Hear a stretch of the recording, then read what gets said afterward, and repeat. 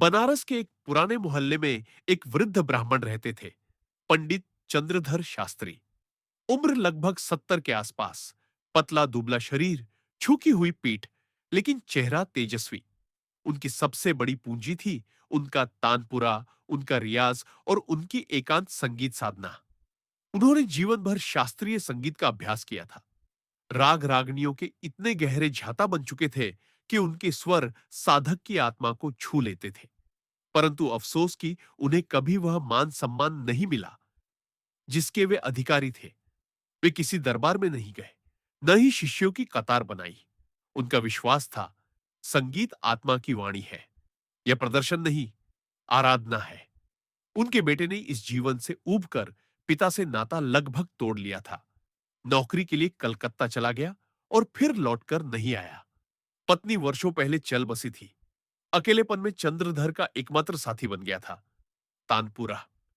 मोहल्ले के लोग उन्हें पागल, सनकी या बर्बाद हो चुका गायक कहते, पर उन्हें कोई फर्क नहीं पड़ता। वह हर सुबह उठते, गंगा में स्नान करते, तुलसी का पौधा सींचते और फिर तानपुरा उठाकर बैठ जाते।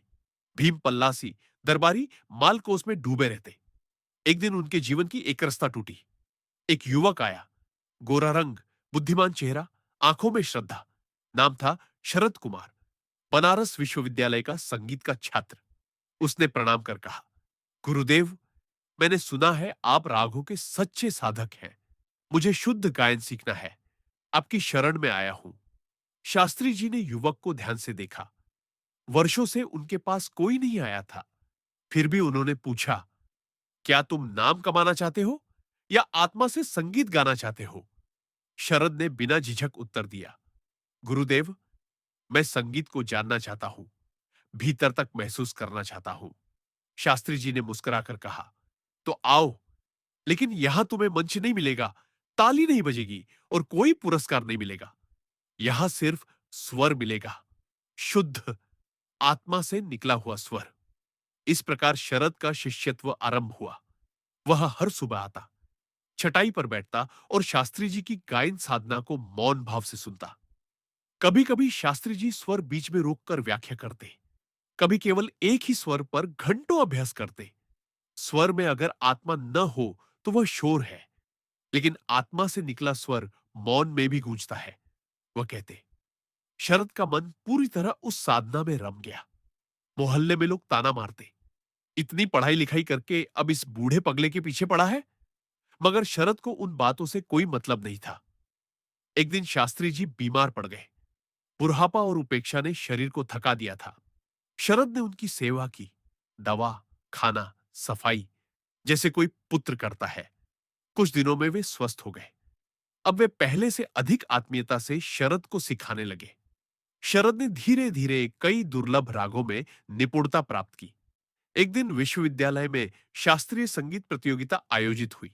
सभी छात्रों ने भाग लिया। शरद ने भी आवेदन किया, परंतु जो राग उसने चुना वह था राग ललित, एक गंभीर, प्राचीन राग जिसे आमतौर पर मंचों पर गाने की परंपरा नहीं रही।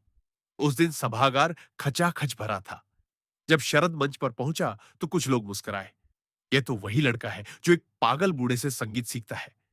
पर जब शरद ने तानपुरा उठाया, आंखें बंद की और धीरे धीरे आलाप शुरू किया, तो सन्नाटा छा गया, जैसे समय थम गया हो। हर स्वर गहराई से निकला, शुद्ध और दिव्य। धीरे धीरे रचना आगे बढ़ी, विलंबित, फिर मध्यलय और अंततः द्रुत में सम होकर जब समाप्त हुई तो हाल तालियों से गूंज उठा। निर्णायकों ने खड़े होकर सम्मान दिया। आज वर्षों बाद राग ललित की आत्मा को किसी ने मंच पर उतारा है। शरद को प्रतियोगिता में प्रथम स्थान मिला। शरद ट्रॉफी लेकर सीधा अपने गुरु के पास गया। चरणों में झुककर उसने कहा, गुरुदेव, यह पुरस्कार आपका है। जो कुछ भी आज मिला है वह आपकी साधना की छाया है। शास्त्री जी की आंखों में आंसू थे। उन्होंने कहा, शरद, यह मेरा नहीं, आत्मसंगीत का पुरस्कार है। वर्षों से जो स्वर मैं अकेले में साधता रहा वह आज मंच पर जीवित हो गया। गांव वालों ने अब पहली बार पंडित चंद्रधर शास्त्री को आदर से देखा। वही लोग जो उन्हें उपेक्षा की दृष्टि से देखते थे अब उनके पास आकर सिर झुकाते थे। कुछ वर्षों बाद शरद एक प्रसिद्ध गायक बन गया। देश विदेश में उसके कार्यक्रम होने लगे। परंतु वह हर साल कुछ दिन अपने गुरु के पास आकर साधना करता। एक दिन जब वह बनारस आया, तो उसे समाचार मिला, पंडित चंद्रधर शास्त्री नहीं रहे। शरद दौड़ा उनके घर पहुंचा। वही पुराना कमरा, तानपुरा दीवार से टिका हुआ, तुलसी का पौधा सूखता हुआ, पर कमरे में एक गहराई थी, एक मौन संगीत। शरद ने तानपुरा उठाया, आंखें बंद की और वही राग छेड़ा, राग ललित।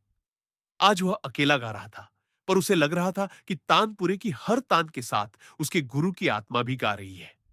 सीख, संगीत केवल मंच, तालियां या प्रसिद्धि नहीं है, वह आत्मा की अभिव्यक्ति है।